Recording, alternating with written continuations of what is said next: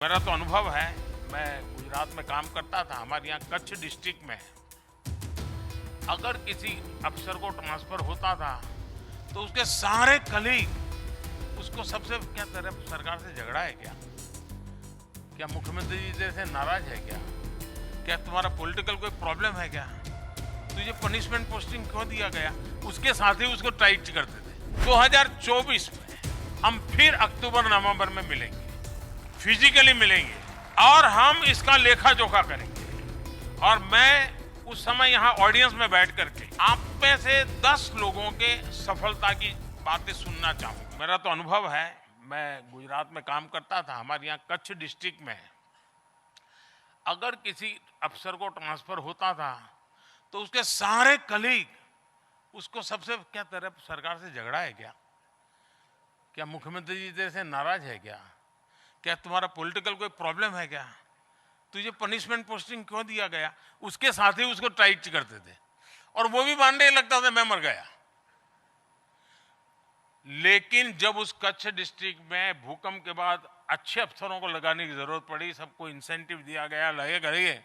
आज स्थिति ऐसी है गुजरात में कि कच्छ डिस्ट्रिक्ट में अगर अपॉइंटमेंट मिलती है तो ये सरकार का सबसे प्रिय अफसर माना जाएगा। यानी जो कल तक पनिशमेंट पोस्टिंग वाली जगह मानती थी वो एक प्रकार से सबसे सम्मानीय जगह बन जाए, ये संभव होता है। जो एस्पिरेशनल डिस्ट्रिक्ट आमतौर पर काफी आयु हो चुकी है, थक गए हैं, अरे चलो यार ये तो बेकार जिला है, वो कुछ परफॉर्म करता नहीं, रख दो उसको। हमने जब से एस्पिरेशनल डिस्ट्रिक्ट में यंग अफसरों को लगने के लिए कहा, धमाधम परिणाम आने लगे क्योंकि उनका उत्साह था, कुछ करना था और उनको भी लगता था 3 साल यहां करूंगा तो सरकार मुझे कोई बहुत अच्छा काम दे देगी। और हुआ भी। जो एस्पिरेशनल डिस्ट्रिक्ट में जिन लोगों ने काम किया उनको बहुत अच्छी जगह मिली। बाद में एस्पिरेशनल ब्लॉक के लिए भी मैं राज्य सरकारों से आग्रह करूंगा और भारत सरकार के अधिकारी भी ध्यान दें कि जो ब्लॉक के अंदर सफल हो रहे हैं ना, उनको आगे उनका भविष्य भी उज्जवल होना चाहिए।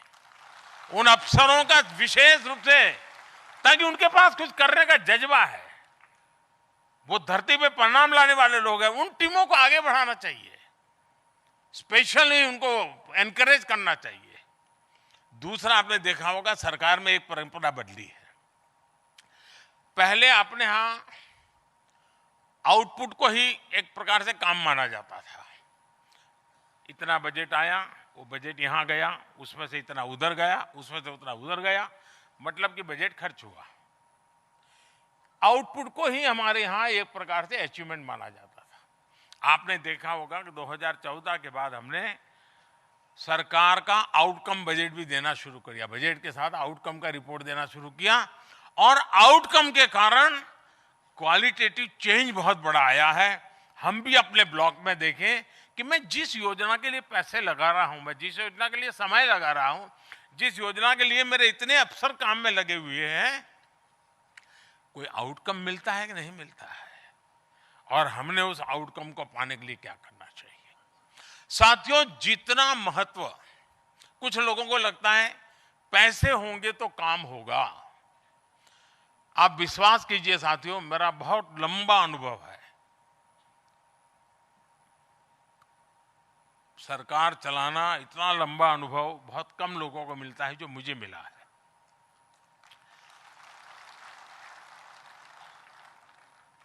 और मैं अनुभव से कहता हूं कि सिर्फ बजट के कारण ही बदलाव आता है, ऐसा नहीं है। अगर हम संसाधनों का ऑप्टिमम यूटिलाइजेशन और दूसरा कन्वर्जेंस, इसको अगर हम ध्यान दें तो हम ब्लॉक के डेवलपमेंट के लिए एक नए पैसा नया आने के बिना भी उस काम को कर सकते हैं। अब जैसे मान लीजिए मनरेगा का काम चल रहा है, लेकिन क्या मैंने प्लान किया है क्या कि मनरेगा काम वही होगा जो मेरे डेवलपमेंट की डिजाइन के साथ जुड़ेगा? मैं मनरेगा काम वही करूंगा ताकि मुझे जो रोड की मिट्टी डालनी है उसी रोड की मिट्टी डलवा दूंगा तो मेरा रोड का आधा काम तो हो ही जाएगा। कन्वर्जेंस हो गया। यानी जो कन्वर्जेंस करते हैं, पानी है, मान लीजिए कुछ इलाके हैं जहां पानी की दिक्कत है और आपका साल में 3-4 महीना उस पानी के लिए ही मशक्कत करनी पड़ती है, लेकिन आपने अगर मनरेगा में तय किया कि उस इलाके में सबसे ज्यादा तालाब बनाने, सबसे ज्यादा पानी स्टोरेज करना है, मिशन मोड में काम करना है, तो आपको अगले साल जो 4 महीना सिर्फ पानी के लिए 10-25 गांवों के पीछे बिगड़ते हैं बंद हो जाएंगे, आपकी शक्ति बच जाएगी। 2024 में हम फिर अक्टूबर नवंबर में मिलेंगे, फिजिकली मिलेंगे और हम इसका लेखा जोखा करेंगे। और मैं उस समय यहां ऑडियंस में बैठ करके आप में से 10 लोगों के सफलता की बातें सुनना चाहूंगा और फिर मुझे जो कहना है वो मैं अगले साल 2024 अक्टूबर या नवंबर में आपसे बात करूंगा।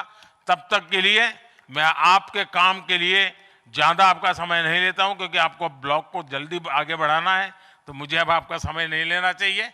बहुत बहुत शुभकामनाएं, बहुत बहुत धन्यवाद।